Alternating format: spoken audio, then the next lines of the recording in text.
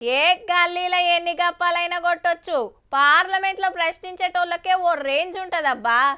సభల ప్రధానమంత్రి, సెంటర్ మంత్రులు, దేశమంతటికెళ్ళి ఎంపీలు, పెద్ద పెద్ద లీడర్లు ఉంటారాయే.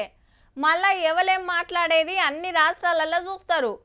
అయితే మాట్లాడేటానికి మైక్ దొరుకుడే జరంత కష్టమవుతుంది. గా ఛాన్స్ వచ్చిందనుకో మంచిగా వాడుకోవాలే కదా మరి. మా తెలంగాణకు ఏమి ఇస్తలేరు. ప్రాజెక్టులు పైసలు మొత్తం ఆంధ్రాకే పట్టుకపోతుండ్రు. గిరేం తరీకా అని సెంటర్ వాళ్ళని గట్టిగానే ప్రశ్నించిండు మన పెద్దపల్లి ఎంపీ వంశీ సారు.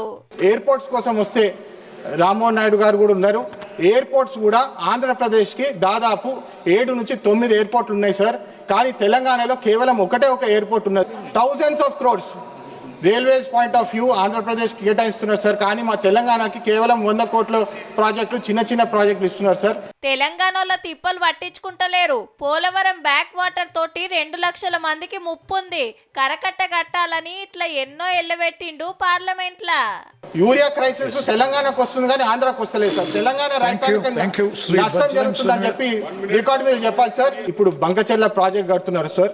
కేవలము చంద్రబాబు నాయుడు గారిని ఆంధ్రాని ఏదైతే డబుల్ ఇంజిన్ సర్కార్ ఏదైతే అంటున్నారో వాళ్ళకు మద్దతు తెలపాలని చెప్పి ఈ ప్రాజెక్టులు చేస్తున్నారు. అటెనక మన సెంటర్ మంత్రి కిషన్ రెడ్డి సార్ మాట్లాడుకుంటా అప్పుడున్నటువంటి టిఆర్ఎస్ పార్టీ ఈ యొక్క వరంగల్ ఎయిర్పోర్ట్ కు అనుమతి ఇవ్వలేదు.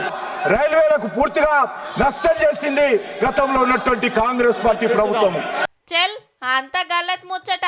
ఎన్నో మాటల సెంటర్ వాళ్ళని కలిసినాం, మీరే ఇస్తలేరని అటుకెళ్ళి తెలంగాణ కాంగ్రెస్ ఎంపీ లేస్తే గడబడైంది జరసేపు.